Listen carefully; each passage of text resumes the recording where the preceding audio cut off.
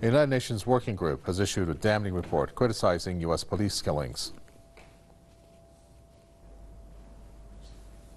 Contemporary police killings and the trauma that they create are reminiscent of the past racial terror of lynching.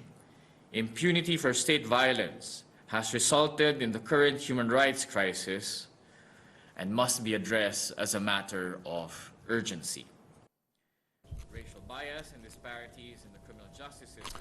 Sunga is the chairman of the UN Working Group of Experts on People of African Descent. He said that racial bias and disparities in the U.S. criminal justice system disproportionately affect African Americans. Sunga added that black citizens are also subjected to mass incarceration. He said the problem of police killings in the United States lies in the serious lack of accountability for perpetrators. The UN expert also stated that laws governing in the U.S. police force are not in line with international standards with regards to the use of force and firearms.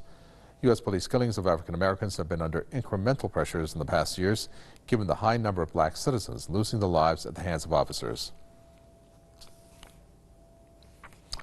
Wilmer Leon is a columnist and political scientist who joins us from Washington.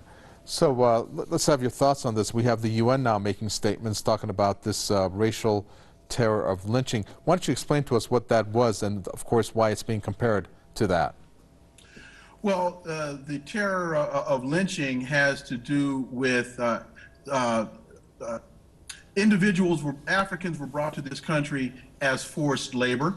And even after slavery was abolished, that labor was still needed, and lynching was used as a way of intimidation to keep individuals in line and to keep individuals working at the behest of white people. We really don't have to look much further than the Virginia slave codes of 1669, where a master could not be charged with murdering or killing a slave because no one in their right mind would damage their own property. And from my readings, this is the first example of the dehumanization of human beings established in colonial law. We can look to William Patterson's charge in the UN in 1953, charging the United States with genocide for the way that individuals were being lynched and other forms of murder that were being inflicted upon the community. So, you know, what we're seeing with these most recent killings is a continuation of a practice of using police forces as a mechanism of oppression within the black community.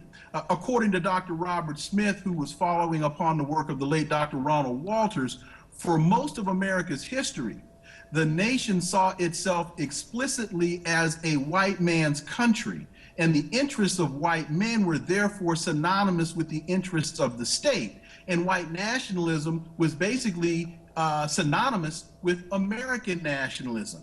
And so white identity for people manifests itself in the excessive use of police force and extrajudicial killings by the police, because the police forces are state instruments used to exercise and defend white power. And we find that still being played out today. What the difference now is, with the advent of video phone technology, now it's being videoed and played before people right on their television screens, so it's very hard for them to deny the existence of these atrocities.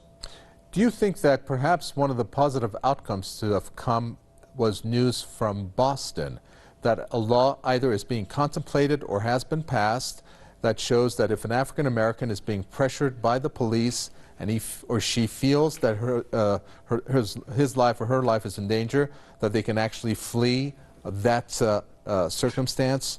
Is that accurate? Is that actually now been passed? Do you have information on that? To my knowledge, no, and that would be, I believe, only exacerbating the situation and making circumstances worse, because you're then still relying on the testimony of the police officer, and it is illegal for individuals to flee the police. And I mean, we're seeing individuals being shot down in the street like animals for obeying